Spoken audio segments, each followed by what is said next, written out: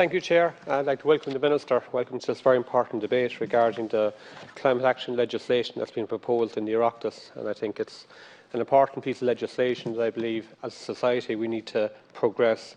This amendment that I've brought forward with the help of many of my colleagues after consulting with the majority of the senators within the Seanad is an amendment, hopefully, that we can bring to, in my opinion, give due recognition for the idea of carbon sequestration and how that can be affecting the actual budgets regarding the climate action bill itself. We've seen major projects over the last, in particular, 6 or 8 months.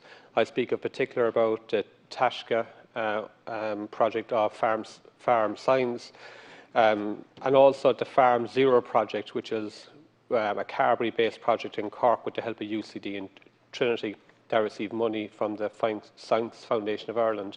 These projects are unique projects. They're projects that will work on farms to prove how much carbon is taken into our soil and to our hedgerows. And if we look at the history of where we've gone in Irish farming over the last 20, 30, 40 years, we had a policy in the probably 70s and 80s, the early 80s in particular, where we moved away from hedgerows. There was actually a grant scheme available to actually take them out.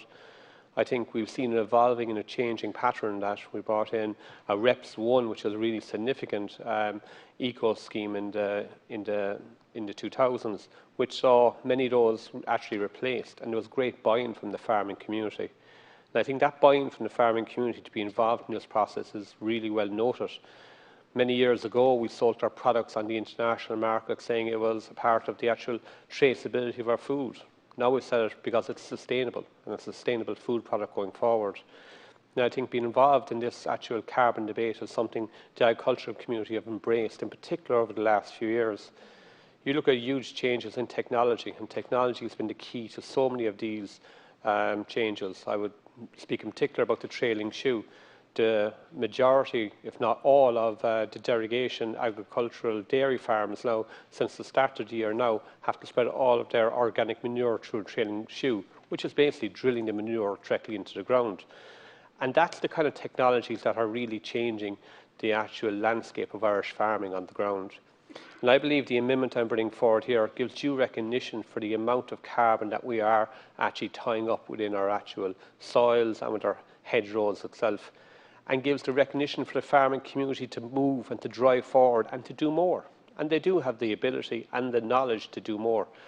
And as I have stated previously, I believe we have the best trained farmer in the world. There's no other farmer in the globe, I believe, has gone through the training that we have. Not alone are they going through 2 to 3 years in college and then on to an agricultural college and a placement after it, but you look at the actual continuous training we have, in particular through our discussion groups, which we have on a monthly basis, farmers meeting for half a day, every month, to go through changes in technology, changes in society, changes in how they can actually manage their farm appropriately. Now, I'll be honest, I believe a part of this is, it's about education. Other part of it is about making sure farmers have an interaction with other farmers, because unfortunately that doesn't happen as much as it should. But I think there's no other society has that. No other farming, no other industry has the ability to have continuous development at a monthly basis. And that's the knowledge that we have on the ground. And if we were to implement major changes, the ability for that continuous educational change to happen at a very quick stage is there, because the model is set up. And I believe it's about working with our farming communities. It's about working with those people on the ground. And where I come from, and Minister Ryan was down in Cope-McSherry with us maybe 18 months ago at a very, very interesting seminar, and we were met with several people below there, but in particular we were met with the people who were the drivers behind the Carberry, it was actually the local co-op at the time, the Barry Row co-op. And they were as proud as punch telling the Minister that that's where the Dubliner cheese is made, down in Barry Row in West Cork. And they understand that they can sell a product globally off the back of being actual sustainable going forward. And that was a really interesting debate, and I'm sure the Minister will comment on it. We had a really good seminar that afternoon. But the pride within the community about the farming and what they actually achieve and what it meant at so many levels was very much evidence. And I think that's what I'm kind of saying here today. We need to give the farming community the recognition that they deserve regarding the ability for the soils that they have and the hedgerows they have to take into account the amount of carbon that they have. Because that is, in my opinion, a game changer. Yes, we have emissions coming from agriculture, but there's no other industry, and there's no other industry in this actual globe that can actually take out carbon, remove carbon. And because of that, I believe the recognition for this actual sentence is so important. Because transport cannot remove carbon. It can reduce, but not remove. Agriculture can remove the carbon, and that needs to be acknowledged within the bill itself. And you look at all the other sectors, their abilities to reduce it. We actually have a unique dynamic here that we can actually remove it. And because of that, Chairperson, I believe this amendment is so important. It gives the recognition for the farmers, it gives them the ability, and in my opinion, it's what they need, because unfortunately, during this debate, they feel that they've been victimised to the point of view of they've been trying to rear their families, run a society, run a parish, and they've been the bad boys in the actual equation. If anything, they followed government policy. They followed what the actual policy was, and they engaged with the government policy. And they should not be victimised because of what they did. They've invested, thousands in their industry, thousands in their dairy and beef units around the country. And there's a great uncertainty about this issue now at the moment, about how sustainable they could be going forward, because the media has and others have kind of said, oh, you're the bad boys. In many ways, they have done so much, whether it's through chairing shoe, whether it's through a massive investment in storage in the last 10 years, whether it's through the changes in fertiliser and reduction in fertiliser spreading. And it's also been the technology. Like, I literally can look up my phone now at the moment and actually go through my animal records on the phone to make sure what animal got what dose over the last 5 years.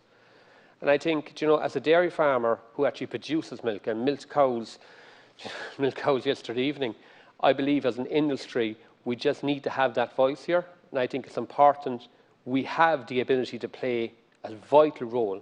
This amendment gives us that opportunity. And I would believe it is, in my opinion, one of the most important amendments to make sure we bring the agricultural community along this journey. Thank you, Chair. Senator Lombard, and very strong amendment. If I could ask Senator McGahan, do you wish to speak? Can I ask Senator Coyne? Thank you. Thank you, Cathaoirleach, and I'd like to concur with all that has been said by my colleague Senator Lombard. I think this is a very important area, and I touched on this in the second stage contribution, Minister. The potential for carbon sequestration on farms is huge, and if you like, unquantified or unmeasured. And I think there is huge potential there in terms of research to quantify the level of carbon sequestration on hedgerows and trees and within soils. And it's an area, I think, that, as I said, is huge potential for the industry in terms of, if you like, limiting the reductions that are necessary within the sector, because there's huge concern regarding future targets in relation to, for example, the national herd, for example, and the consequences, if you like, of the carbon budgets and the necessity to reduce the level of production of gases. And I think the potential of hedgerows, trees and soils to sequester carbon needs to be looked at and needs to be taken into account in relation to the carbon budgets. And I would ask, Minister, if this amendment as worded cannot be accepted, that you would possibly come back at report stage with an alternative. Because I think it is an area that's hugely important, that if we don't acknowledge it at this stage, on the basis of the legislation, the amount of trees and hedgerows that are up and down our beautiful countryside, and the contribution that they make to each and every farm and to the country's targets in relation to carbon. And that's what it's all about. And whether it's the farmers, that I believe the farmers themselves should get the reward for that, but they should absolutely be taken into account in relation to our industry's targets, the agricultural industry's targets, and our country's targets in relation to carbon. So I think the amendment, as worded, acknowledges the need to look at those removals of carbon and carbon that is sequestered. So I'd ask that you would look at that whole area. As Senator Lombard said, you know, the focus on agriculture over the last, 2 decades at this stage, to the REPS and EAS and GLAS schemes, and to the various requirements under good agricultural environmental practice, under all the farm schemes for some time, has been in relation to planting trees, planting hedgerows, improving storage of farm nutrients, targets in relation to farm nutrients, in relation to the calendar farming, in relation to the closed periods for applying agricultural manures, both organic and inorganic. So the farming industry has done a lot in terms of improving its performance, improving its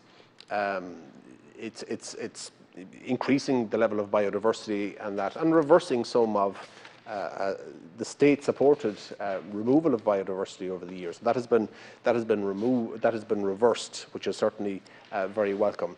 But as I said, the hedgerows, the trees, the peat soils, the grasslands need to be taken into account in relation to carbon, and I think farmers and certainly the country and the industry need to be rewarded and recognised for what they are producing, what they are continuing to plant, and that be taken into account for future carbon budgets. Thank you, Caoirleach. Senator Coyne. If I could ask Senator Paul Daly, and next up then will be Senator Gareth Ahern and Senator O'Reilly. Thank you. I speak in Lascahirlock to Amendment 92, and I propose Amendment 92. I know that you need a seconder. I actually will have very little to say in regards to the amendment, as my colleague Senator Lombard has covered. The two amendments are very much related, but do complement each other, and I feel the inclusion of 92 with the amendment spoken about previously, Amendment number 1, will strengthen the Climate Action Bill for all the reasons that have been mentioned. It's vitally important from an agriculture sector, and especially in the area. Senator Lombard spoke about milking cows. Up my area, it's more small fields and stone walls, or indeed hedgerows. And in a lot of farms, a lot of small family farms, there can be more ground covered in hedgerow than there actually is arable. So it's vitally important that at every juncture, the sequestration and the storage of carbon, and a lot of carbon which has been emitted from the other areas, and as Senator Lombard has said, transport can't sequester. Power generation cannot sequester. When we're talking about net figures, the only sector which can have a minus side is the agriculture sector. So it's vitally important that the Minister and the Department, at every juncture of their deliberations, let it be in the establishment of their carbon ceilings and budgets, or when they try to balance them carbon ceilings and budgets. The key word in the whole process here is the word net. And as I say, this amendment, in conjunction with the other amendment, I think will double fasten that and double strengthen it in the bill. And we welcome the progression of the bill. Don't get me wrong, and the agriculture sector out there welcomes the progression of this bill. And there is no sector more eager or more willing to get down and dirty in achieving the targets as the agriculture sector. The farmers of Ireland are the custodians of the land. And the land, the hedgerows, the trees, is the natural sequestration. We will be going forward sowing more trees, more hedgerows, wetting certain areas of our land, all for the good of the environment and all for the purposes of carbon sequestration and storage. So it's vitally important that we include those figures, and the farming community of Ireland are given credit for the good they are doing. Along with, we know, they admit, there are CO2 emissions from farming. We need food. That will always happen. but we have to give recognition and we have to give allowance when we're doing up our sums to come to a net zero for the sequestration and the storage. And as I say, this amendment, in conjunction with the previous amendment, will strengthen that within the bill. And it will indeed further support the commitment in the programme for government, taking account for the special role of Irish agriculture and its role in the economy. Thanks, Seamus Éaireann. Senator Daly. Just to note, we have a number of speakers, so I'll just give you the current order. I have Senator Ahern, Senator O'Reilly, Senator Dooley, Senator O'Higgins and Senator Chambers in that order. So if I could ask Senator Ahern. Thank you.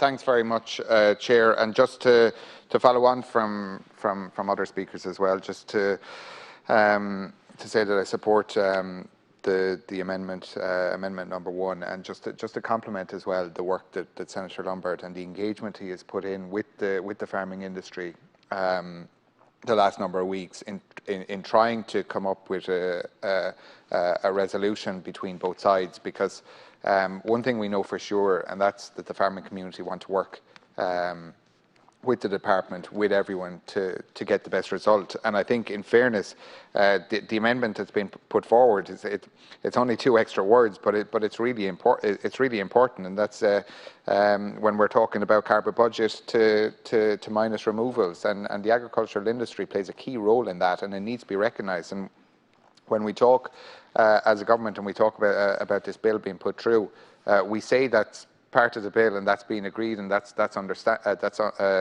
been understood by government.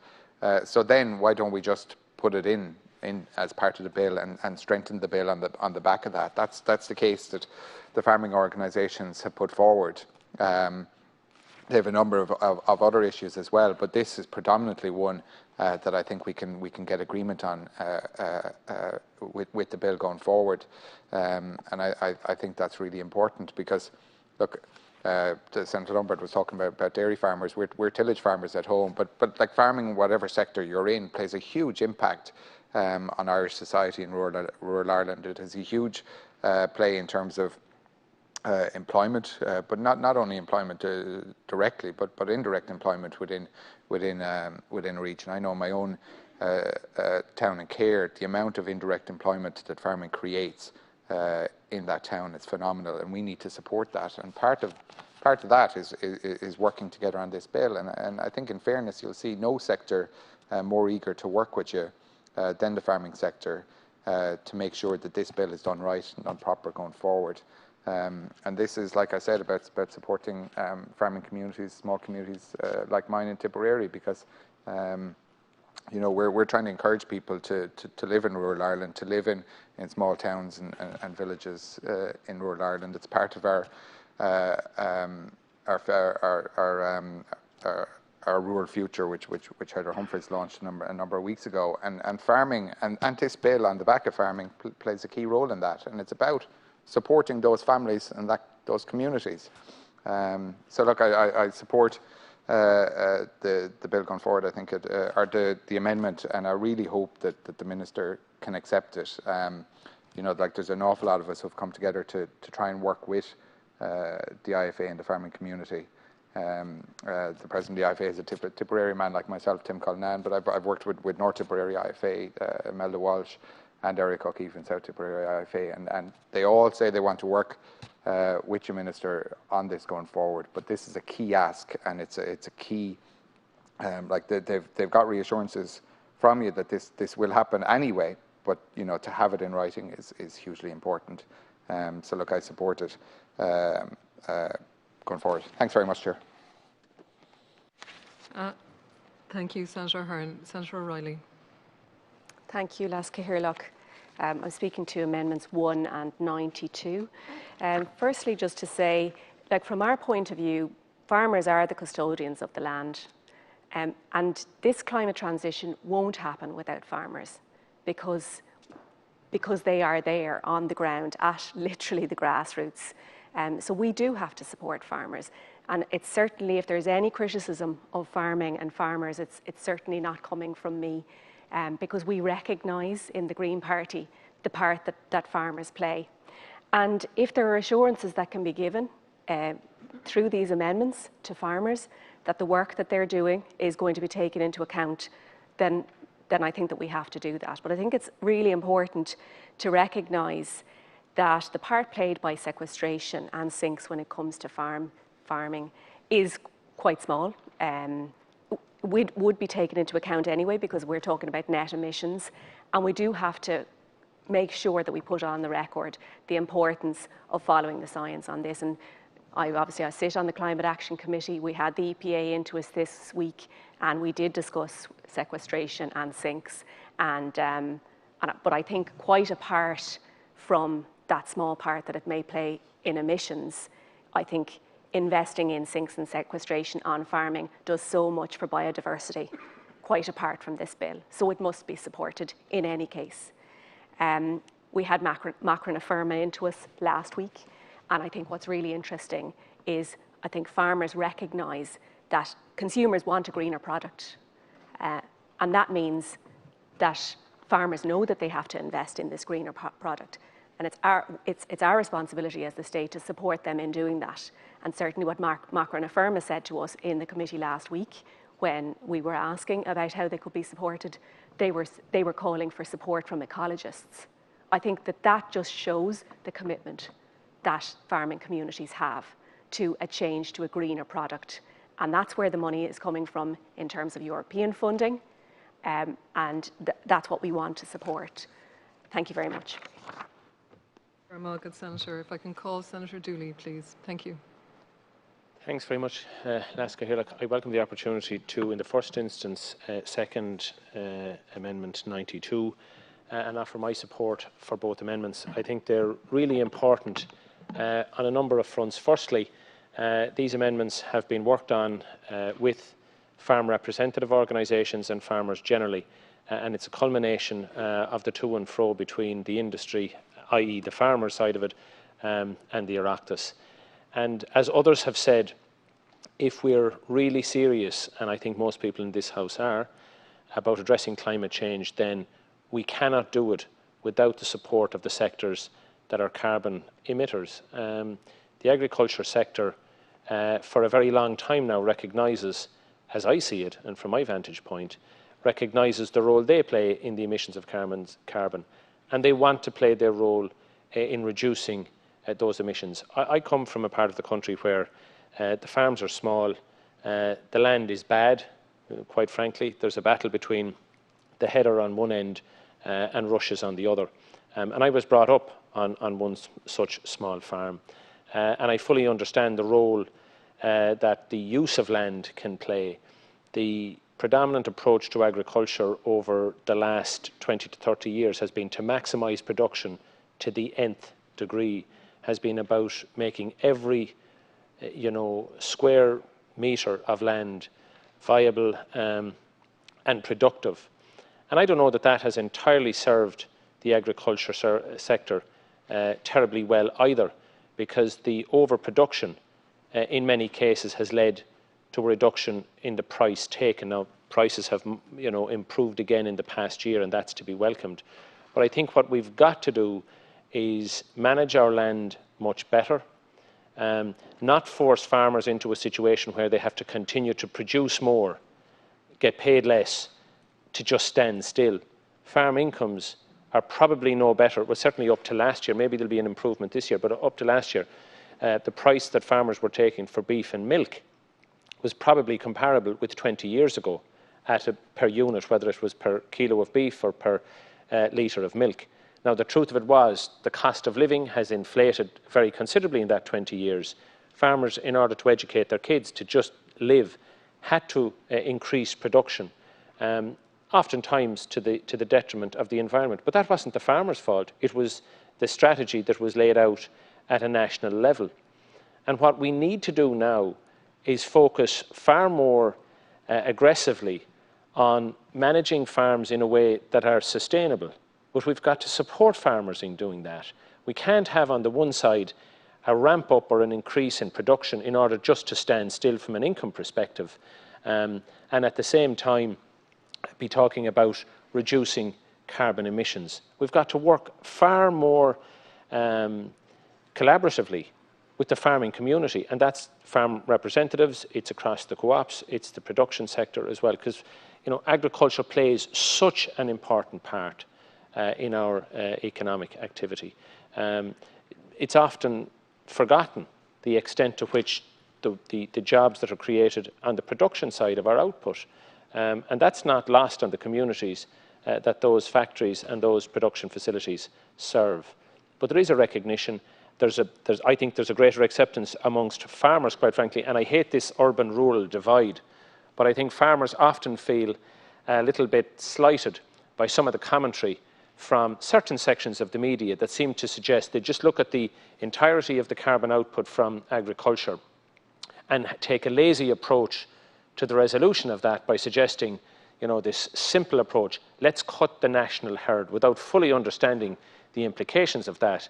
And I'm often taken by people who make comments like that, if they were to look within how they manage their own lives, the kind of cars they drive, the kind of very large cars they drive unnecessarily, and the way they live their lives in terms of the consumption, or rather the emissions of carbon, it might be a surprise to them. So I think all sectors of society need to work within their space to reduce, to the greatest extent possible, their carbon footprint. To be honest with you, I think the farming community are far more focused on that than many that I meet on my weekly trips to Dublin who live either in the commuter belts or live within the urban part of this country. So, Minister, I hope you can accept both amendments. They seem logical and fair to me. I think you've already indicated quite generally that the sentiment, if you want, of these amendments is how you hope to proceed in the application of the legislation. I think it would do a lot for the farming sector, the farming community, to know that the provision is actually enshrined in legislation. And I know from my interaction with you over the years, you would have been a very strong proponent of carbon budgeting. There are others who would have sought to kind of get out of that implication in the legislation if they could. And I think in recognition of the fact that legislation covers the carbon budgets and it's going to put a very significant burden on all sectors, that we should enshrine in the legislation too the obvious benefit of carbon sequestration, the obvious benefit that will have on our overall carbon output, and how it can act as a catalyst for engagement in the first instance with farmers, which is already there, but to not just show, but to demonstrate goodwill and I suppose indicate clearly that we're going to take their bona fides as being genuine, that they do want to participate effectively, they do want to participate in carbon neutralising our climate, but they do so with the tools that are available to them, because this notion of cutting the national herd might sound good, but it's simplistic and it doesn't show an understanding of the wider benefits of the agricultural output to this country. Thank you very much. Higgins. Senator Higgins, yeah. Thank you. We are, as a colleague mentioned at the moment, discussing agriculture in the Climate Committee, and we're hearing the very many good ideas and strong commitments from across that sector, from young farmers in particular as well, who we heard from McInerney and others, who are really looking to do things differently, who want a different policy context around them that supports them and rewards them for approaching their practices differently. The move towards organic and away from fertiliser, because Ireland can't have a derogation forever from the Nitrates Directive, for example. The focus on that work of guardianship and indeed on wanting to be supported and indeed allowed to maintain areas of biodiversity within their farms, and rightly wanted to be rewarded it, and they deserve a better policy context that recognises them, rewards them and pays them for doing that work. And they deserve that not only at a national level, but they deserve that at an EU level. And they deserve, in fact, better from the CAP negotiations and Ireland's representation in the CAP negotiations in terms of supporting small farmers and those who are seeking to lead in environmental transition. However, and again I would say, on just transition, That is one of the key areas, farming. It needs just transition. So this is not around the question of supporting. I believe we should be supporting, and we should be financially supporting, we should be policy supporting. But these particular amendments and this bill relates to something a little bit wider, which is the amount of emissions being produced at a core level. It's not about what practices are rewarded, it's about what emissions are being produced. And it is in the context of a global crisis where the world is on fire, where we're facing absolutely devastating consequences, and when we need to be doing everything we can to try to avert or limit the damage done by climate change. And Ireland is coming very, very, very late to that race against time. And we need to do everything we can. So I do support positive policies on sequestrisation and on removals. But I would support them in addition to our emission reductions. And I would note that in the EU climate law, there are separate targets around emission reductions and removals. We need to do both things. And the reason that it's important that those elements are separated within the EU climate law is because there's something that none of us can afford, is that this gets addressed as a matter of accountancy. When we talk about dealing with climate change, no amount of moving figures around on a page, no amount of beautiful narrative or story about ourselves is going to deal with the ultimate blunt fact of emissions and increase in global temperature. The science is what matters. And there is a danger when you blend and muddy the waters around what part of this budget is removals and what part is emissions reduction. There's a danger always of double counting, and we've seen that in other countries, whereby the emissions, we need to reduce emissions, so a lot of the actions like re-wetting are going to be needed in order to reduce emissions. But we can't count it twice, like we reduced the emissions by planting. The same tree can't be counted twice as reducing emissions, for example, and also representing a removal. And that's a danger if we're not really clear. Going to the question of if we did proceed in this way, and again, we'll wait and see what approach the Minister is taking. If we don't choose to treat these things separately, and again, I worry that we blend and we lose that 51%. And when we talk about enshrining things in legislation, and we'll state again, I greatly regret that the 51% emission reduction commitment is not enshrined in legislation. It is only as a proposal of the Advisory Council. But those countries that do include removals in the way, and it is an approach that's taken, and it's been taken in the UK. But again, this is maybe where the proposers and the Minister, if they're engaging between now and report stage, will need to be clear about what approach is taken to removals, what's meant by it. So in the Scottish Act, it has a relatively new section which was added, which clarified the amount of Scottish emissions and Scottish removals of a greenhouse gas for a period must be determined insofar as reasonably practical, consistent with current international carbon reporting practices, or for the purposes of assessing and reporting target-relevant international carbon reporting practice. So again, if we were to be counting removals, we need to be really clear, how are we counting them?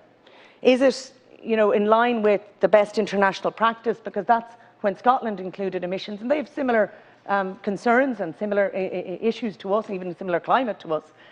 But they made sure that they copper fastened, if removals were to be there, that they would be done under very clear and consistent guidelines. In both the UK and the Scottish Act were removals there, and in general the only example, and maybe the Minister might confirm if this is his understanding, that where removals have been calculated, it is in relation to changes in land use change or forestry. Those are the areas which are considered, in which removals have been considered and scientifically measured. And it's important to note that if you were measuring removals in relation to land use, in relation to land use change, or in relation to forestry, then you need to be measuring all the emissions in those sectors. And as a little bit of a kind of a reminder, or maybe a reality check of where we are, forestry at the moment is a net emitter. We may be planting trees, but right now the forestry area in Ireland is emitting more carbon emissions than it is sequestering. And so we need to be very clear in terms of what the implications may be in the first two budgets. If we are properly and fully calculating land use change in forestry and considering removals, we also need to be balancing that with emissions. And again, there is a question of how that might intersect with the 51%. I think there is a credible case for having a policy in removals and possibly a target on removals. I think it will become quite complicated if there is an attempt to blend it with the emission reduction targets. But if it is to be happening, then it needs to be based really clearly on clear measurements, and we need to be following the international practice. And Ireland has a slightly difficult situation in some of that, because some of the areas where we measure removals won't be, and this is in respect, and I have huge respect for Senator Daly. We've worked, on many of these issues before, but it might not be in the agriculture sector. So, for example, if there's peatland restoration in Bortnamona land, that's not necessarily going to be within the agriculture sector. So there's a whole question of where removals are made and where they would be counted, as it was. And there's also the question on hedgerows. And probably one of the longest and most intense debates we ever had in the last Seanad, I think it lasted probably 25 hours or so, was on hedgerows. And some of the same people who are talking about hedgerows now, it was the argument to be removing the accounting on hedgerows. And I had multiple amendments which were rejected by the Fine Gael and Fianna Fáil senators at the time, where I said, let's measure. And I pointed out that if we did the kinds of changes that were proposed there, for example, individual landowners individually interpreting the Road Safety Act and not even having to tell the council what they had cut, then we move to a position where we won't have clean records that will be credible in terms of what actual hedgerows we have, what actual measurements of hedgerows we have, and how we can count them when we're considering. So I would note that that is another factor, and that is a problem. And it's been noted that particularly grasslands, hedgerows and trees are notoriously difficult to measure. So again, I would say this is an area that needs very serious unpacking if it's to be approached. And ultimately, these work and all of the ideas that are within the removals are all really important, good ideas. They should be rewarded. Farmers should be paid for doing these things.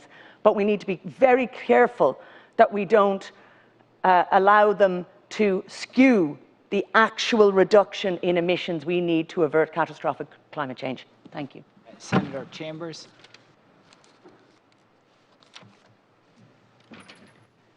Thank you very much, Chair. I'm speaking to Amendment 1 and Amendment 92, and I wish to speak in favour of both amendments. I think we're at a critical time of change for agriculture, and this bill is coming through the House as the Common Agricultural Policy negotiations are coming to an end as well. And that negotiation and then the new CAP policy will mean significant changes for farmers also. We know that the Pillar 1 payments will now have a direct link to an eco scheme for 25%, which hasn't happened previously. So that, coupled with the climate bill coming through, I think farmers are dealing with a lot. There's a lot of change happening, and they need to be supported. I think both amendments 1 and 92 speak to and highlight the unique nature of the agricultural sector to Ireland, to the Irish economy and to Irish way of life in our communities right across the country. We are an agricultural country. We have been, and I hope we will always be, a very strong producer of good quality food and premium products in this country. But in order to do that, we have to facilitate farming at that level. I think that when you think about budgets, it makes sense to take in removals, sequestration, to acknowledge that that does play a role in terms of the overall emissions outputs. And to, as Senator Higgins pointed out and Senator Daly as well, it's important to acknowledge the work that farmers are doing in this space and to facilitate them making those changes in a reasonable manner. I want to agree with the words of Senator Dooley as well, that the farmers are to the fore on this. They know the responsibility that's on their shoulders to meet the climate challenge, and they're already moving ahead and making innovative changes on their farms right across the country. And I think we have to acknowledge that. There are other sectors in the economy that will also have to play a role. It's not just all on agriculture. Transport is a key one, and then personal responsibility on each and every citizen to make those vital changes in our homes and in our lives to help meet the climate challenge that we have in this country and of course across the globe. I think it's important that when we're making these changes, because the emissions reductions that we are going to achieve and that we are aspiring to achieve, but that we will achieve, will require a significant reduction in this sector. And we need to make that achievable, we need to make that doable, and we need to help our farmers to do this. And at the end of the day, one of the reasons that we have a common agricultural policy, one of the reasons that we are focused on having a good working agricultural sector in this country is because ultimately we want to produce good quality food for our citizens at an affordable price. So we need to make sure that being in agriculture actually pays people.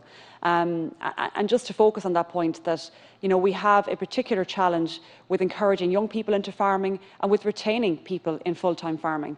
So both of these amendments are an important step towards ensuring the future of farming viability in this country and to supporting farmers in all regions right across Ireland to maintain farming as a way of life and as a sustainable way of making a living, of rearing your family and supporting your family. So once again, just to say I'm in favour and support of both Amendments 1 and 92. Senator Boyhan, and then it's Senator Dolan and Cummins. Thank you, Cathaoirleach. Firstly, I'd like to warmly welcome the Minister Ryan, to the House, to the Chamber. And this is perhaps one of our most important pieces of legislation that we'll be discussing. And I want to, at the very outset, say that I am fully supportive of agriculture. I'm from a family that is steeped in agriculture, is steeped in cattle dealing, the very humble but very rewarding trade of cattle dealing, which we don't see too many cattle dealers around today. But that's where my stock is, that's where my origins are, and that's where I'm always proud to touch base with. I support agriculture, as everyone did. I'm interested to note that the few speakers that have spoken have all teed up in the first slots in the early part of this debate to set out their credentials for agriculture. And I think that's important. I think it's wise, and I think it is clever politically, and it's politically very astute. Because the people in their homes will, in the next few days, no doubt, and prime time and newsreels this evening, see extracts of what these debates are in these houses. And it is always important that it reflects on the ground of what the politicians are saying. But it has to be more than simply words. And today, for the members of the public who are listening in here, there are 1 to 140 amendments. And Amendment 1, which I'll speak to, is in the name of Fianna Fáil and Fine Gael, who are in government with the Greens. I'd be surprised if the Minister doesn't accept it, and I hope he does accept it, and I speak in favour of it. But I want to make the point, that is the only amendment from 1 to 41 in the names of Fine Gael and Fianna Fáil that have spoken here today about their commitment to agriculture. I just think that's an important point. That's not to suggest, by the way, or imply at all, and I respect these colleagues in the House, and it is their right how they exercise their amendments, and they may do so later on in the next stage of this legislation. But it is to suggest that I think it's important, and I hope they'll stick with us on many of the other amendments we'll be discussing here. We have a lot of work here to do today, so I don't intend using my time, and I want to clearly say here and now, I will push and articulate and speak to my amendments, but I don't intend, we have too much business to get on here. And I don't want a situation where these debates are guillotined. And they're guillotined because we ourselves have allowed them, because how we've allowed that eat into our time. However, it's up to each member how they use their time. That's the democratic system, and I'm not going to suggest that they should in any way cut down on that. But what I want to say, Minister, is I think these are two very, very critical amendments. I'm going to support both of them. We talk about just transition. We talk about agriculture. We talk about farm incomes. We talk about the Common Agricultural Policy known as CAP. And yes, Senator Chambers is right. There's a new emphasis in CAP in those negotiations that have been agreed for ecosystems and encouraging farmers and assisting farmers and supporting them. I don't think they need too much encouragement, but they need practical support and they need financial support so they can pursue new ecosystems that may be less productive, that may be less profitable, and therefore they have to be supported and they have to be compensated in that way. So, Minister, I hope that you will accept them, and I particularly want to speak then to 92.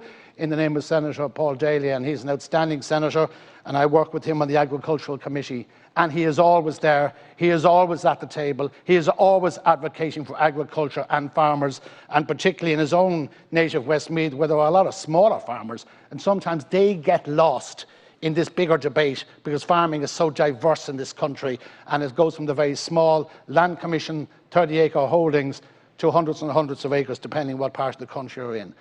But, Minister, you have said time and time again, and I believe you in this, we need to bring everyone with us on this journey. It's going to be a longer journey than some might have thought. It'll take time. It has to be just transition. It has to be fair transition. It has to be a just climate, and we cannot leave people behind. And my concern is that so many people feel they're going to be left behind. That may not always be the case, but feel it. So we need to reassure them.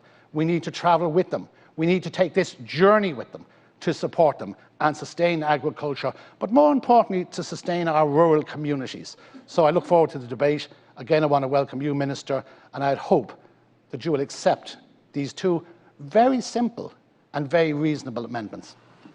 Thanks very much, Senator. And yeah, let's be brief in order for a lot of people to be able to get in. And just for the record, our House has not been guillotined today. It's finished at 6:30. It's adjourned. It's coming straight back in Monday morning. Senator Dolan.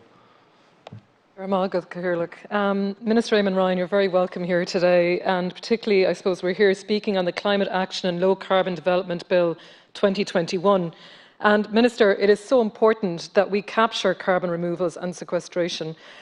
I mean, I'm absolutely delighted that it is Fine Gael and Fianna Fáil that have come together and have fought to include this, to put this forward as an amendment for your consideration. And I also understand that you have, at earlier stages, really taken on board a lot of the amendments that have been brought before you. We have such valuable land in Ireland, but particularly there's regional differences, and particularly in the west. In Galway and Roscommon, we have really valuable land. And we have extensive farming systems, mostly grassland, dry stock, suckler, sheep farming. We really need to value our land when it comes to carbon capture. And that is, when we're looking at our peatlands, when we're looking at our callows, there's so much there that is so valuable.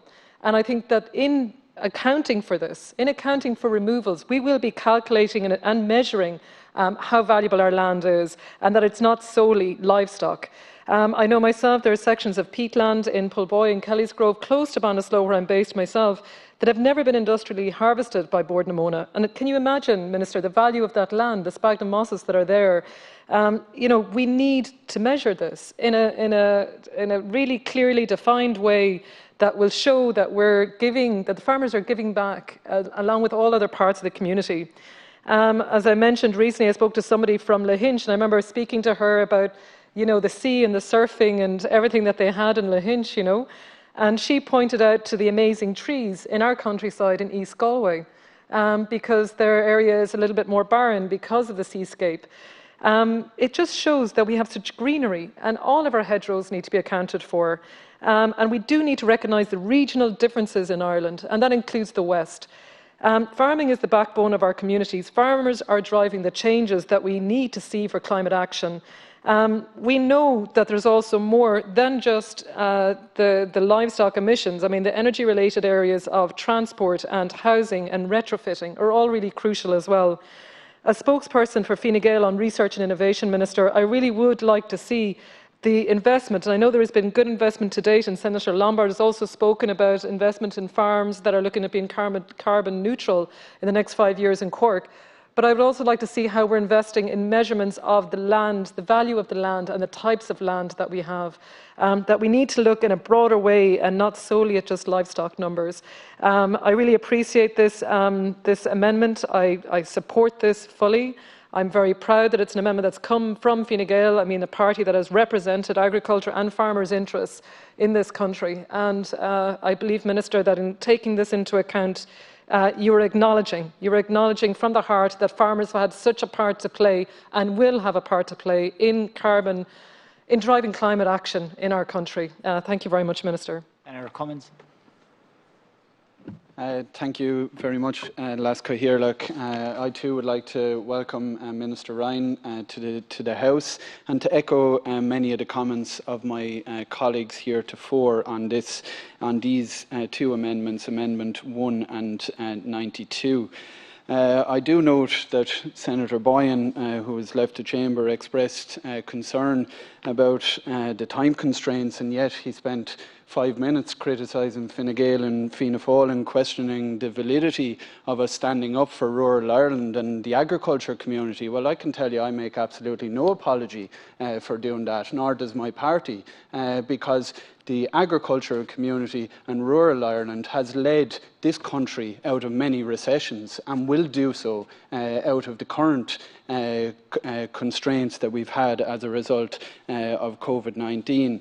And I've said it before and I'll say it again, we cannot achieve our carbon emission targets without every sector, without every company, without every organisation, without every citizen playing their part.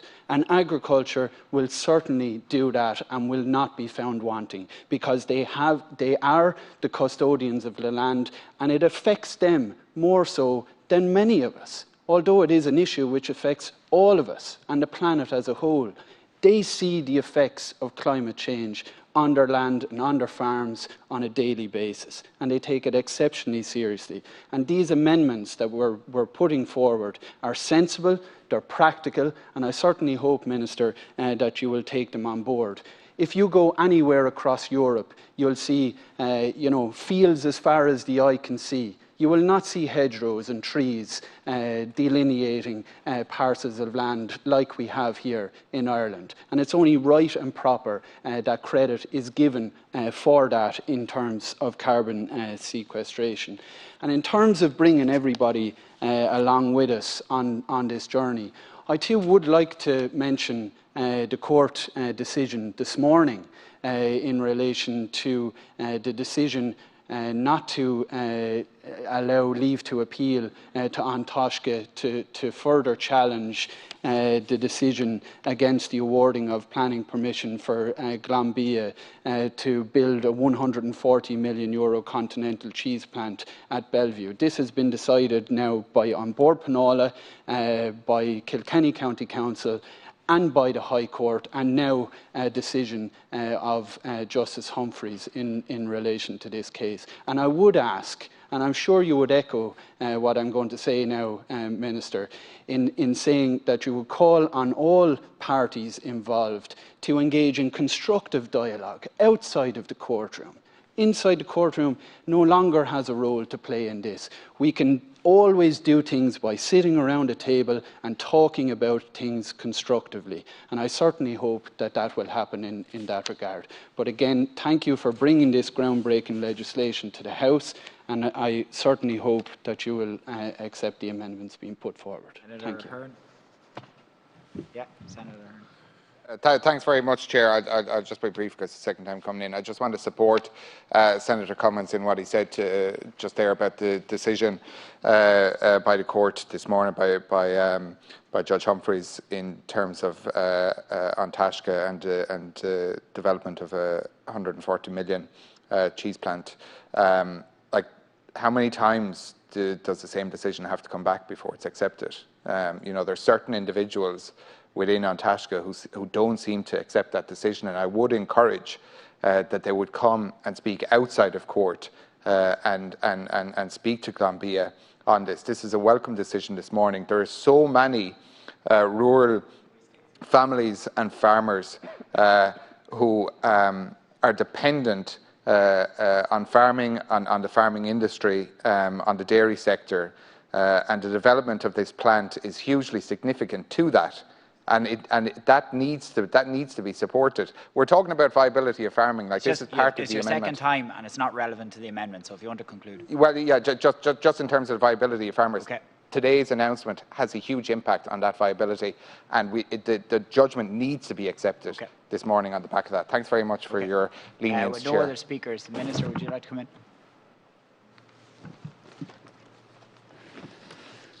Thank you very much indeed, Carla. I'd like to thank each of the senators for their contribution and to signal in advance I do intend to accept both Amendment number 1 and number 92.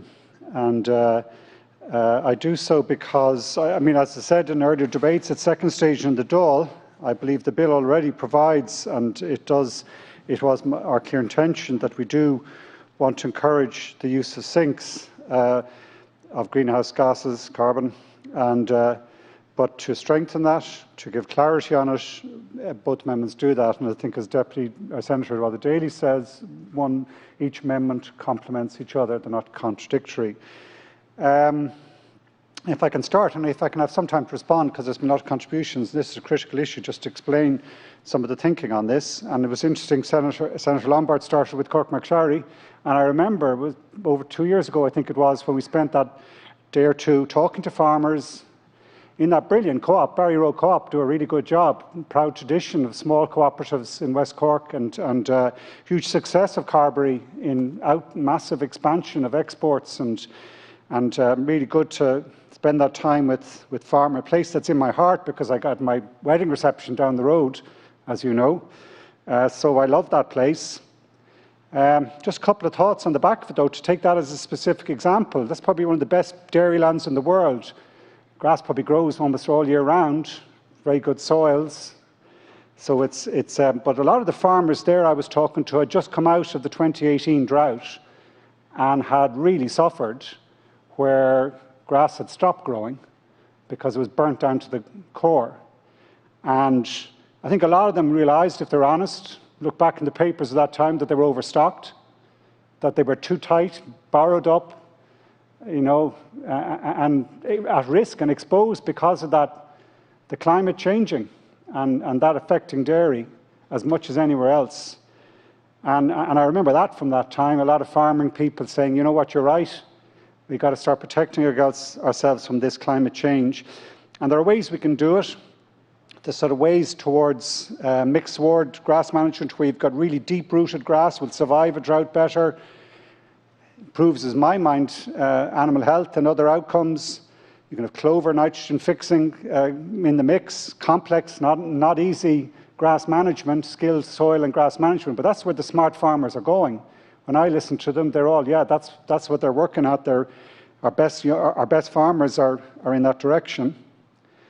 I can't think of Cork Mac, though, without also acknowledging and recognising what the EPA have told me recently as an example, that we had a major problem in Cork Mac around the pollution in the waterways. This incredibly important SPA habitat, huge bird life in the estuary there, and it was seriously and serially and polluted, and a real problem in terms of pollution in the area, and not uncommon to elsewhere. It was very interesting reading in the papers the day before yesterday that report published from the EPA that acknowledging we have a serious nitrogen and ammonia and phosphate pollution problem in our country. What did the report say? That the three sisters, those rivers in the southeast, saturated with nitrogen. And I know myself, like my neck of the woods down in Dublin Bay, down walking around Poolbeg Nature Wildlife Reserve, stunning place, beautiful beach. But most summers now, you're walking through algae rather than walking through sand, because the Liffey captures all the excess nitrogen phosphates we have from the Midlands and washes it out into Dublin Bay. And I can tell you, the Dubliner cheese is much appreciated, much loved around the world and so on, but Dubliners don't particularly want to be walking through algae sludge on their bay and in their beach. And at some point they're going to say, listen, where is this pollution coming from and how can we stop it? And we will stop it. We protect all our environment. As Senator Bowen said, every place matters, every person matters. That issue matters. Carberry is superb, as I said, in exporting, and huge marketing success, incredible, being able to switch and so on, production into cheese and other products. But one thing's absolutely clear to me, we will not be able to do that unless we're absolutely origin green in everything we do. I met with one of the big international food companies recently, saying they'd just done a bit of research on international. They were very big international trends in markets in China and India and America and South America and elsewhere. And the message coming back was, particularly in the dairy side, customers are starting to actually ask questions and starting to be concerned about the origin and about the environmental impact. That's happening. It's not just climate as well, it is about the biodiversity issues. And for the Irish farming community and for the Irish farming industry, they need to know this. They do know it. The industry must know it, because whatever about decisions today, decisions in the financial markets increasingly are being taken with this knowledge in mind, and the ability to raise finance, the ability to go out into a market and sell if you're not compliant to environmental standards is going to become an increasing issue. A couple of other points, if I can, just in accepting these amendments. Well, firstly, it does provide real opportunity. And I might go into that in a bit more detail. But what it doesn't do, by allowing for the removals, it doesn't remove the need to reduce emissions. And what Senator Lombard and other senators have said is true. Like agriculture, in truth, all the tensions in agriculture, all the shaming and blaming has to stop. That's the worst, because it's not appropriate or right at all. But it's true what you say. Agriculture is actually not going to be the most difficult sector to change, in my mind. Now, maybe I'm biased in that because I'm Minister of Transport and I'm scratching my head every day thinking, how in God's name are we going to do it in transport? We don't have the removals capability that there is in agriculture. Transport, we're wedded to the existing transport system that's going to be difficult to change. So that means that agriculture also has to play its part on real emissions reductions, not just removals and not just sequestration. That has to be absolutely abundantly clear. Listen, I couldn't get on better with Minister Charlie McConalogue. I found her the most capable, decent, good to work with colleague. But we're going to have to sit down in the coming weeks and months and actually really strike a good balance here between emissions reductions and removals. It will have to be both. And for the sake of Irish agriculture and for the sake of Irish farming, it has to be real significant emissions reductions, or else we're going to get caught in the crosshairs as the world starts to look at what's happening in Canada, people dropping dead from the heat, and they will be, any sector that is seen to be part of the problem, they're not part of the solution, is going to be in real trouble. And we don't want to be there. So it has to be reduction in methane, in nitrous oxides, in carbon dioxide, in ammonia pollution as well, all the various pollutants that we have as a problem. And it's not blaming in any way. It is just facing that reality, because if we're not, we'll be in the wrong end of the way the economies, global economies and global markets are going. But by accepting these amendments, and it helps clarify what was already in the bill, as I said, but what it does open up is real opportunities. And real opportunities, I think I've heard Minister Pippa Hackett speak about this, and I believe we're about to deliver it now, these new riparian agroforestry type solutions, where not just along rivers, but certainly along river courses, because we can stop some of the pollutants that way with the planting of very clever strips of forestry, without all the regulations, without all the restrictions, without all the, kind of making it so difficult. Let's give farmers a real incentive here to be flexible and do this well, and to start putting in new forest systems within our land in combination with farming, not switching away from farming, but combining the two and getting recognition for that in the carbon that will be stored. And yes, energy will be slightly difficult on the land, but we will be doing anaerobic digestion. We'll have to do it in a way that's really sophisticated, that allows us on some farms, and farms working together will work best in this way, because the scale won't really work for one small, and the ordinary side Irish family farm.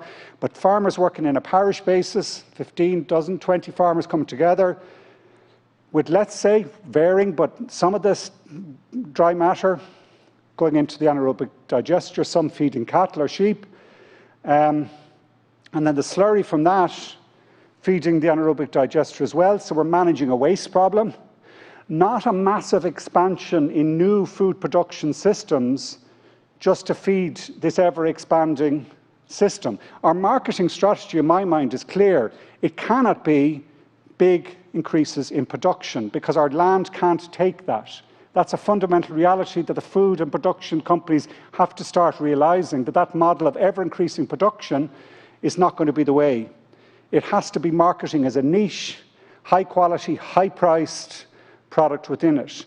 So that form of anaerobic digestion can't be just pushing yet more fertiliser onto yet more grass, more slurry from pig and poultry production, which will increase further, and then everything increasing and just the land and the water quality taking the hit. That's not going to work. But we can do anaerobic digestion where it's waste management as well as land management and getting a good price for it to the farmer. It's all about getting an income to our Irish farmers is what we need to do now. We can do that. We will have to reduce nitrogen, and sorry for Senator Riley, but there were a lot of comments, and I do want to give this is a critical issue.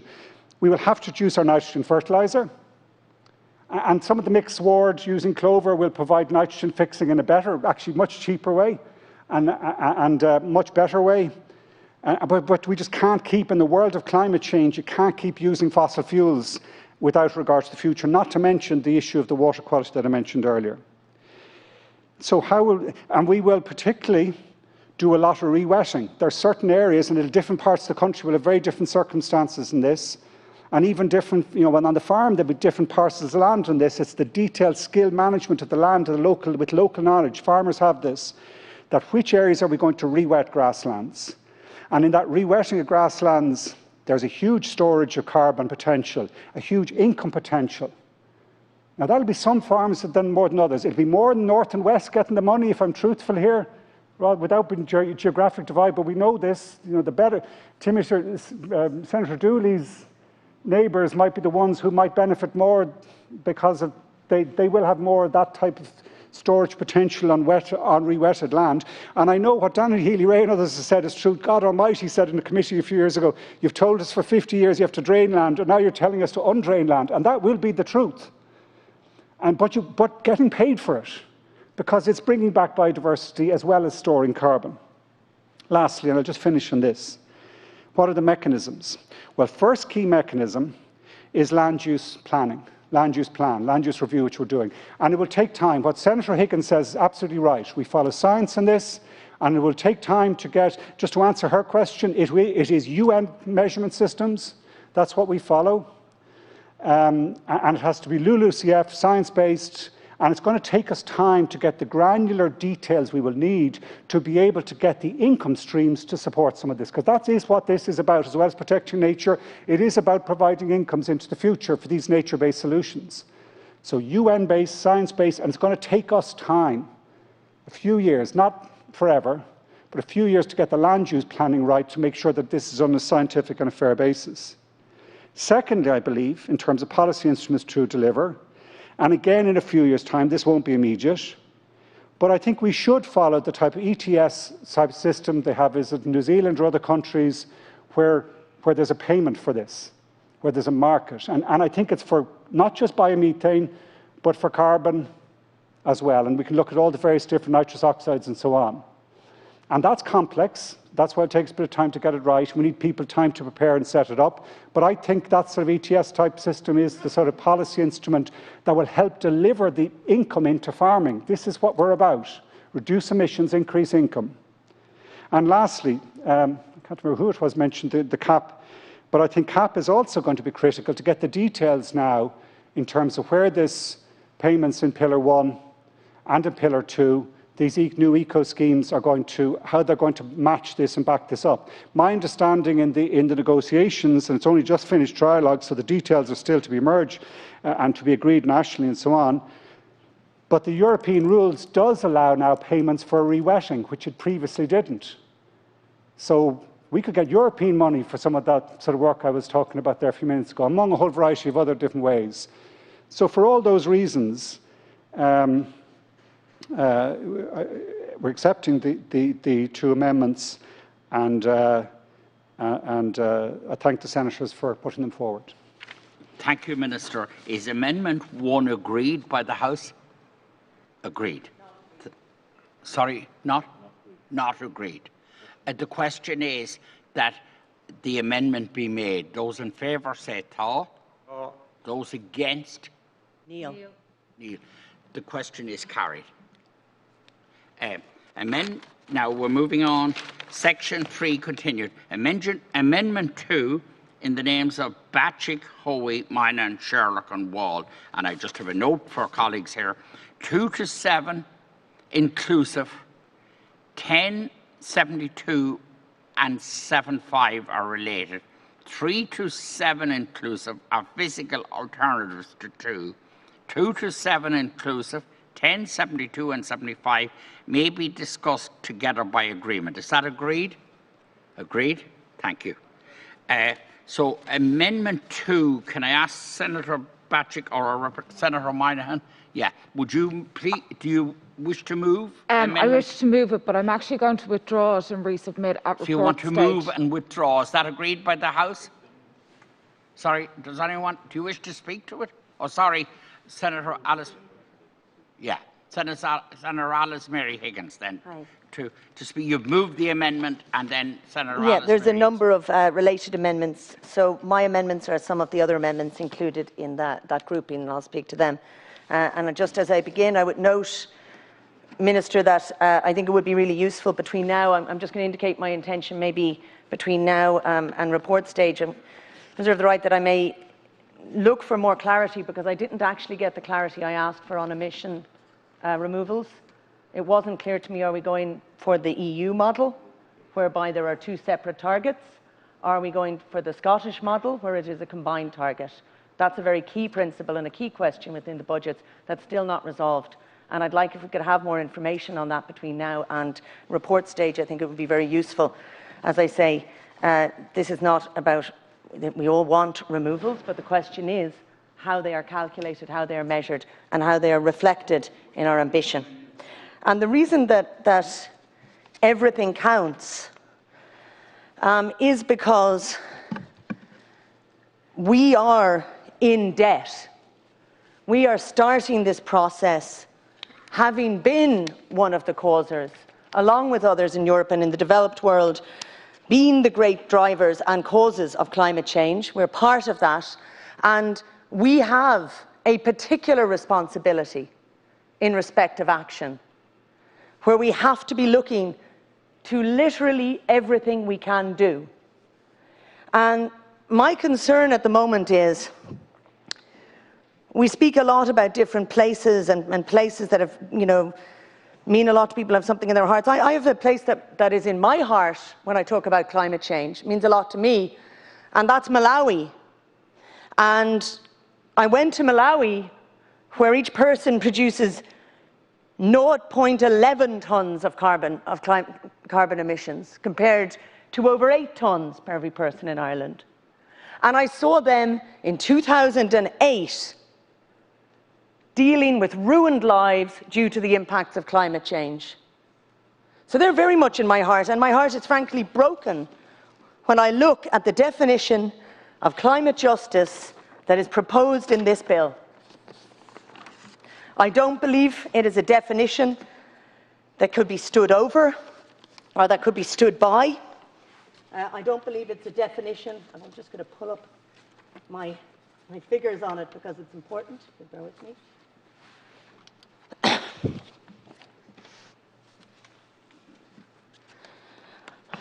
I don't believe it's figures that we can, I don't believe it's language that we can accept. The language in the bill at the moment adds what I call insult to injury, in that it sets out, could you pass me the definition of climate justice in the bill? I'm finding my notes. In the actual bill? Yeah, it sets out a definition of climate justice that lacks any reference to the injustice that has been done, and to the damage that has been done across the world, and to the causes of the injustice, and to the basic principles in the UN Framework Convention on Climate Change of what they call common but differentiated responsibilities.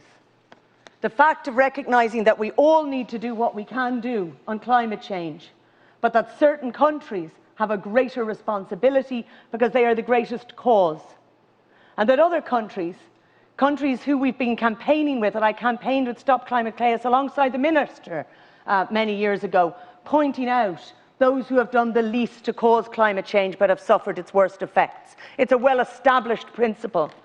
And that principle is still not reflected in any way in the definition. The definition here doesn't talk about the past.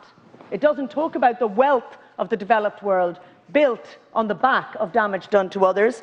It talks about the requirement that decisions and actions taken to reduce greenhouse gas emissions, so in the future, and to adapt to the effects, shall, insofar as it is practicable to do so, safeguard the rights of the most vulnerable persons. Again, this is as far as practicable to do so in terms of safeguarding rights. Now, I've seen language like progressive realisation attached to rights, because we know that rights aren't always immediately able to be delivered. But to attach, so far as it is practicable to do so, to the idea of safeguarding rights is a disgraceful abrogation of responsibilities. And the most vulnerable persons, again, not saying which most vulnerable people, not saying where those most vulnerable people are, not acknowledging the international aspect of it. And unfortunately, when I talk with some of the officials of the Minister, they talked about vulnerable people in Ireland. Now, that comes under just transition, which we're going to get to speak about, even though a definition isn't in the bill. But in terms of climate justice, we really do need clarity that Ireland recognises that it has a responsibility to people across the world. And again, I'd like clarity on that, Minister, because I have heard different signals on that. The sharing of the burden and the benefits arising from climate change, but with the word equity gone. I'm going to read through the amendments that I've proposed, 6 amendments in this area. One of them is the definition that was put forward by the Climate Committee. The JOCA Committee put forward, agreed after many hours. Thumbs up, because we're going to No, it is in this grouping. Yeah, okay. It is in this grouping. Yeah, and right. it is a definition within this grouping. And Right, this perfect. was based on what we agreed in the JOCA Committee after many hours. And it talked about the Framework Convention, supporting those who are most affected by climate change but have done the least to cause it, about the human rights and well-being of local communities, Indigenous peoples and the most vulnerable, about it being informed by science, acknowledging these. These are the same principles, by the way, which were put forward by a number of international NGOs to you, Minister, asking you to reflect these same kinds of principles in the definition that you put forward. And none of them are there. This is missing. It's missing from the definition. So I need, this is going to be something where we need to move forward. We need a change. This is, I think, a stain on the bill as it proceeds at the moment. And I want you to explain to me where the justice is, where the future think is, where the international responsibility within a definition of climate justice is, crucially, where the UN Framework Convention, that principle which is even in the Mary Robinson definition, which is not the strongest definition of climate justice, but even that definition centrally recognises common but differentiated responsibilities. They need to be reflected in what we put in this bill. I've put forward the amendment we proposed from the Climate Committee, which is not accepted and not in this bill. I put forward the amendment proposed by Concern, Trócaire, Christian Aid and a whole array of international NGOs who've been campaigning on this issue for many years. And indeed, for disclosure, I campaigned with Trócaire in 2008 and wrote a campaign on climate justice with others across South America and Europe that we brought to the 2008 Copenhagen climate talks. There's also a definition, which is the minimal, Minister, where you would simply recognise the UN definition that is there, and you would recognise the UN responsibilities and name them as being to do with climate justice. There's an even more minimal approach, Minister, where we simply say, you would be better, and I think this was made eloquently by Senator Bacik, this point, in the last debate, you would be better to remove a definition of climate justice from this bill and let us rely on such definitions that are out there in the wider world, in UN documents, in EU documents and so forth, rather than put a bad definition in.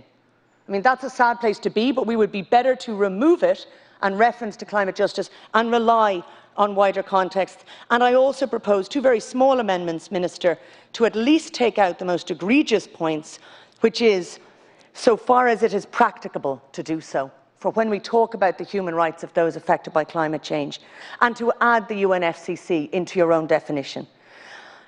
We know that there was a 195% increase in sudden deaths in Canada in the last 5 days. We had over 350 people who've died of a heat wave directly associated with climate change in British Columbia. It's interesting to note, of course, that many of them were Indigenous people, and they were the most vulnerable people within British Columbian society. However, it's also a fact that the World Health Organization has told us that 140,000 people died last year from climate change. That's 140,000 people around the world. People are dying now from climate change. We have a responsibility to them, and we need to recognise it in this, how we speak about climate justice. I want a definition that we can stand over. I want one that we won't be embarrassed if anybody from a developing country who we are in talks with and debate, when we're talking to them about this common challenge, that we are able to say, this is a definition that recognises you and reflects our duties towards you. And that, lastly, this is amendment number 72, I believe it is. It's specifically extremely important. I've added in that the common but differentiated responsibilities would be explicitly named and understood. Now, I know they are already in Article 2 of the UNFCCC, so there's a reference there, but that the Advisory Council, when they are deciding on our budgets, that they are empowered directly to think about climate justice in its meaningful sense, and to think about our common but differentiated responsibilities and the fair share that we should be playing as we tackle this global challenge. Thank you. Thank you very much indeed, Senator Higgins. Now, Senator Gavin. We're speaking now to the grouping, and Senator Gavin is next, and we have 2 indications to follow. Thanks, Liz Cahirlock. Yes, and that's the context in which I want to speak, because we have Amendment 3 from Sinn Féin within that group. So I just want to start by just reading our amendment into the record of the House, because this issue of climate justice is, of course, absolutely crucial to this matter. So the amendment we're proposing is as follows: that climate justice means the principle that global climate action should be undertaken as agreed in the United Nations Framework Convention on Climate Change on the basis of equity and in accordance with their common but differentiated responsibilities and respective capabilities. Accordingly, the developed country parties should take the lead in combating climate change and the adverse effects thereof. There's our amendment. It makes perfect sense in terms of our duties to the world. This amendment seeks to replace the definition of climate change, and it was offered by the Stop Climate Chaos Coalition, consisting of Trócaire, Oxfam, Concern and Christian Aid. The definition of climate justice in the bill is very weak, Minister. It's disappointing to see that you, as Minister, have failed to accept the recommendations 58, 59 and 62 of the Cross-Party Joint Oireachtas Committee on Climate Action. It's vitally important that this principle is enshrined in this legislation. We must take seriously the principle of equity in the global effort to hold global warming to 1.5 degrees. It's very worrying that the definition currently in the bill omits any reference to the issue of global justice and equity. Minister, failing to consider this amendment is a massive missed opportunity. I also have to just comment, Liz Cahirlock, on the fact that on this crucial issue of how we define climate justice, there is not a single Fianna Fáil or Fine Gael senator in this hall. That's how seriously they take the issue of climate change this afternoon. It's an absolute disgrace. Thank you. Our next speaker is Senator Lynn Ruane, please. Thank you, Liz Cahirlock, and thank you, Minister, for being in the chamber this afternoon. I'd like to just add my voice to Senator Higgins and, of course, Sinn Féin's amendments too in relation to climate justice. I have to admit, climate and climate justice is not a subject I have always felt comfortable with, and this definition has actually shown me why. because I've always felt on the outside of the conversation and somewhat in climate justice, and I've always, coming from a community, I suppose, that experiences a huge amount of poverty and a huge amount of fear and a huge amount of, I suppose, lack of climate literacy, shall we call it. I was always concerned, I suppose, that we didn't really have a say in relation to climate, or we definitely didn't enjoy or experience the wealth in the same way, but yet then we're expected within this definition to experience the burden in the same way. And I think that just goes right to the heart of why this is an issue of poverty, it's an issue of wealth, and I suppose to define climate justice well enough will feed into a better definition on that local level of justice in terms of just transition, where there's currently an absence of definition. And so the capabilities approach, which has been spoken to in relation to these amendments to climate change, was developed in the 80s as an alternative to welfare economics, which brings it right back again to the issue of poverty. And poverty should be a core focus of the capability approach and the impact it has on what individuals or states or nations are actually able to do and capable of doing. The capability approach is based on two assumptions. The first is that there is a moral imperative to enable people to freedom to achieve well-being. The second is that the freedom to achieve well-being is understood in terms of a person's capabilities, the opportunities they have to do or be what they have reason to value.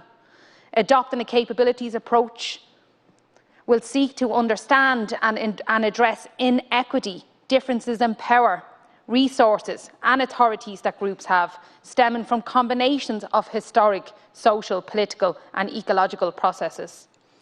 Climate and sustainable development policy, making that expands choices and increases well-being at the local level, will enable a transition from fossil fuel dependent livelihoods without risking workers or communities in high emission sectors becoming stranded. Emphasis should be placed through the adoption of a climate justice definition on promoting trust between communities and decision makers. This means community capacity building and incorporating local knowledge and expertise into local climate solutions, which will ultimately feed into the overall national framework. An emphasis on community-based climate action, which can be facilitated through a definition that makes a reference to a common but differentiated approach, is that communities feel that their voices are being heard with regard to climate change and that have increasingly better belief in the bottom-up approach. Minister, unless you actually address, I suppose, the weakness of the definition of climate justice within this bill, this is not a bill that the communities who are most marginalised will be able to get behind, because they are not reflected in the very definitions. So I support, firstly, I lay most of the weight of my support behind Senator Higgins' amendment number 4. I think it's the strongest out of the three, and I think, as usual, Senator Higgins has been quite generous in developing a number of variations of an amendment. But I would encourage you, Minister, to make this bill as strong as possible, that people can get behind, that it is fair and equitable, and it does protect the most vulnerable, and it removes the reference to the sharing of burden. I don't know how the rest of the bill can stand on it if its very definitions and principles are not strong enough to protect those who need protection the most. Thank you. Thank you very much indeed, Senator Éaireann. Our next person offering is Senator Pauline O'Reilly, please. Thank you very much, Laska Hirlock. And just to say that these amendments, there's actually 4 different definitions of climate justice.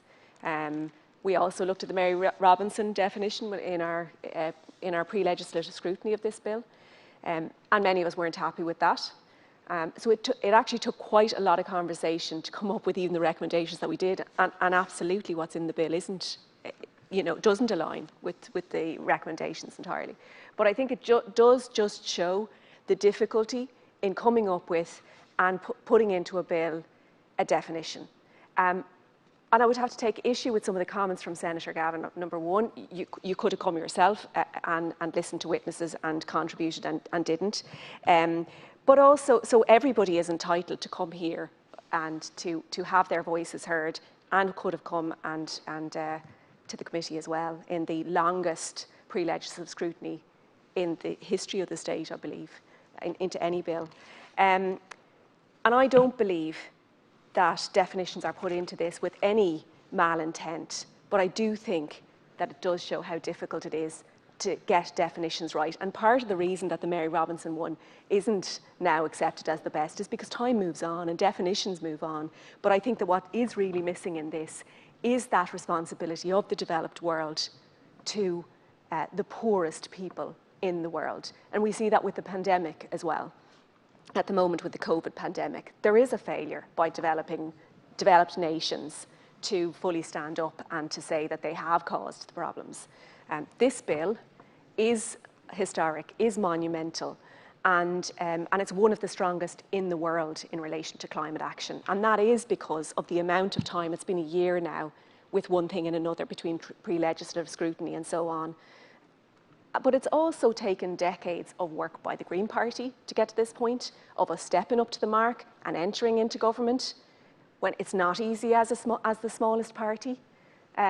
It's also taken decades of work by ENGOs to get to this point, decades of work, and they have excellent wording in relation to climate justice that has to be taken into account. It's taken decades of work by the very youngest and most vulnerable people. And there are, and I would agree with Senator Éaireann, there are very vulnerable and very poor people in this country that can't be forgotten. And yes, that does come into the realm of just transition, but I think it also we have to consider it when it comes to climate justice as well.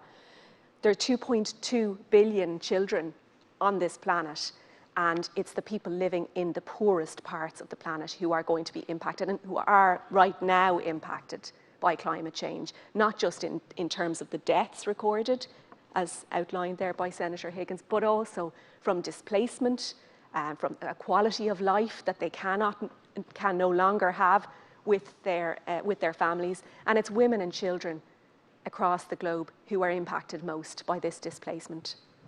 So I would say that on balance, I believe that removal is probably the better option because of the differences in views, and I think we'd all recognise there are differences in views. I don't believe that there's any malintent in having the wording that's in this bill, but I think given everything and given the changing understanding and the changing definitions around climate justice, that is probably the best approach.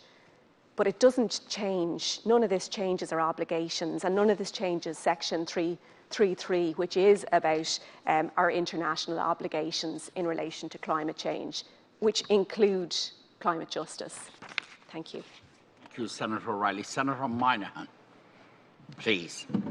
Thank you, Cathaoirleach. And just to be clear, we're not pushing this amendment to a vote. We're going to withdraw it, and we will be resubmitting at report stage. But I would like just a bit of indulgence to speak to this and back up some of my other colleagues in the opposition in terms of the definition of climate justice. And I suppose within the bill, the part that bothers me more in terms of the weakness of it is the words "where is practicable." Because we all know from other issues in the Constitution, it tends not to be followed through with. And I think the definitions that have been proposed both by the Sinn Féin group and the similar definitions, the same definition from myself and the Labour Party group and the Independence group, which are all backed by environmental NGOs, I do think come up with a reasonable compromise around what is climate justice. And I think Senator O'Reilly touched on it very eloquently there. When she discussed the consequences for developing nations if we don't have climate justice. We have issues then of climate refugees, displacement. I think the most vulnerable communities in countries in the developing world that aren't net contributors that we are the ones that are more vulnerable to climate change. And I would ask the Minister between now and report stage next week that he have a look and that he talk to the opposition and he talk to the NGOs of coming up with a better definition of climate justice in the bill, and particularly even deletes those words as far as practical, because I think they in itself take away from the definition that is in the bill. Thank you. Thank you, Senator Moynihan. Minister, do you want to reply to the grouping, please? Yes, thank you very much indeed, and I very much appreciate this is a critical issue in our whole transition. I'm very conscious that the setting of this definition is difficult, and I suppose I keep going back to, in terms of resolving this, that the core of the legislation here is referring back to being consistent with both the United Nations Framework Convention on Climate Change, which was agreed in 1992, and the Paris Climate Agreement, which was agreed in 2015. And it's been consistent with those, which we all know in legislative terms is the strongest possible connection we could make. And I'm very conscious that in regard to when we as a country signed up to the UN Framework Convention on Climate Change, we noted, like every other member, that the largest share of historical and current global emissions of greenhouse gases has originated in developed countries, that per capita emissions in developing countries are still relatively low, and that the share of global emissions originating in developing countries will grow to meet their social and development needs. I think there's a lot of people, Senator Higgins, who absolutely agree with you that our heart has to be more than in our own home. It's everyone's home, and particularly those who are suffering most, who are being affected by climate change most immediately. But critically as well, in being consistent with the Paris Climate Agreement, and specifically Article 2, again there, and this is what we are committing to, we are bound to by international law, that this agreement will be implemented to reflect equity and the principles of common but differentiated responsibilities and respective capabilities in the light of different national circumstances. So that element of climate justice, which refers to the international climate justice and the justice that has to apply to those who are poorest and most affected now with climate change, is and has to be a clear focus in our approach. And so rather than, I suppose, trying to reflect that complex reality, I note that the 2015 bill, or a bill which we are adapting now, didn't provide a specific definition for climate justice, except that the United Nations and other international jurisdictions are an appropriate place for that to be defined. And that didn't affect the efficacy or the direction or the import of the bill. That my intention here is that we would accept Deputy O'Higgins's amendment number 7, I think it is, and Deputy O'Reilly made this suggestion in her own contribution. Sorry, Senator O'Reilly made this suggestion in her own contribution, backing up Senator Higgins.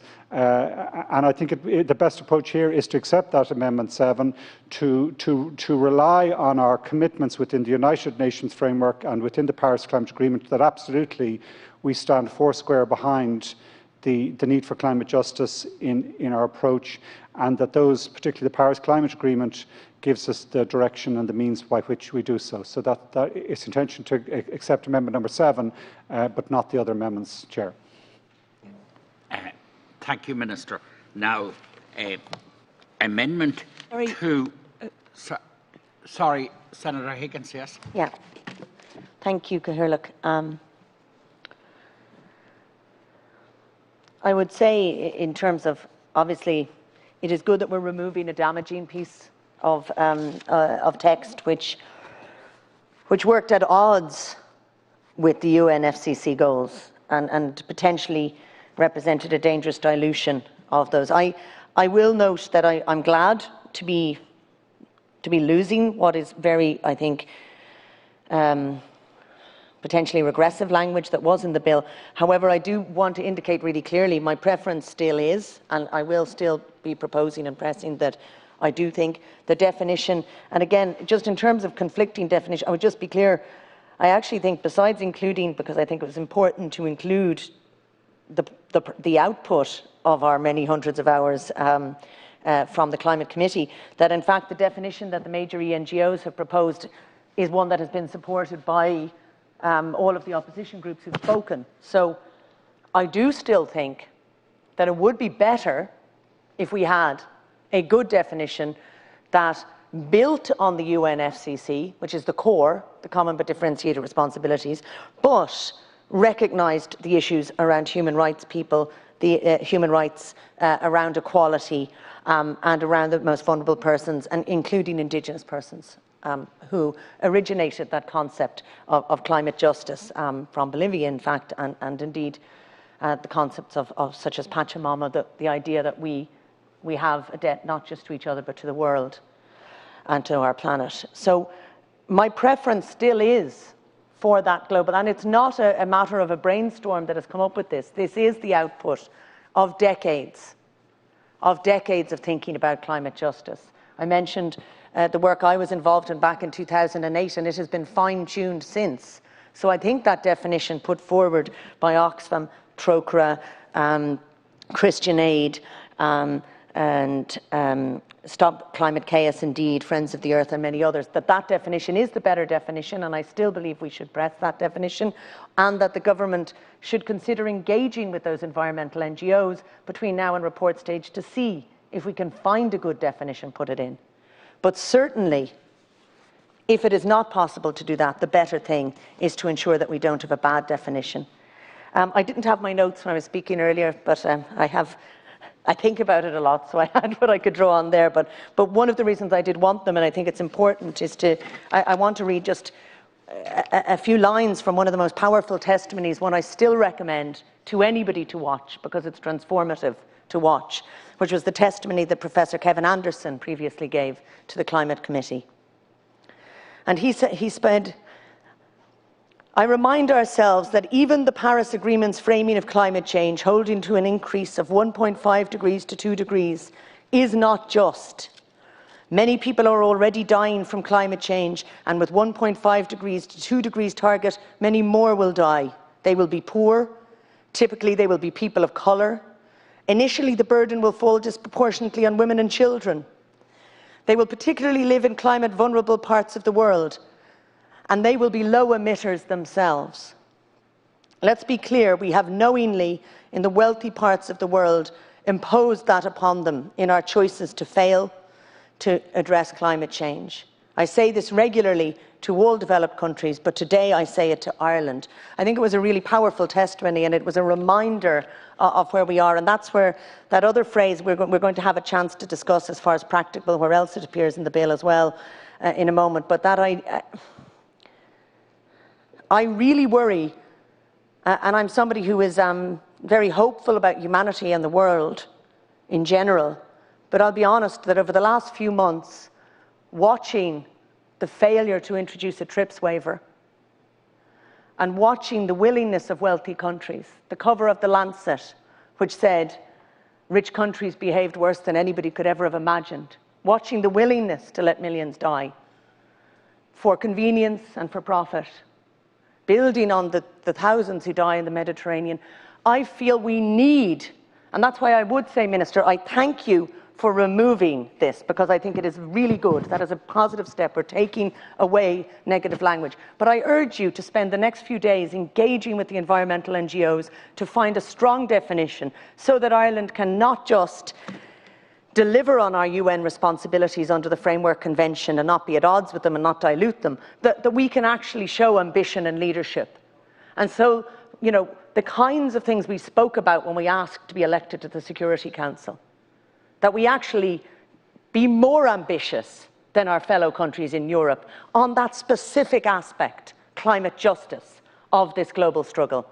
So again, Minister, I thank you for accepting Amendment 7 to remove the damaging language. I will press one of the other amendments, and I do hope that we can actually maybe take a step forward again at report stage. Thank you. Thank you, Senator.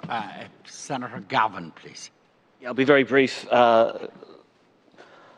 Let's go here. Look, I just want to ask the Minister for clarity, if he doesn't mind, and I do welcome some acknowledgement that he's made here this afternoon. But I'm still not clear, and I am looking for clarity from you, Minister, directly. This is probably the best opportunity I'll have, as to why you won't accept our amendments. What is it in the wording that's suggested by the Stop Climate Chaos Coalition, consisting of Trócaire, Oxfam, Concern and Christian Aid, that you're objecting to? I think it's to be important that we understand what the problem is with that wording please. Minister, do you want to reply to that specific, and then we'll go back to getting the questions put?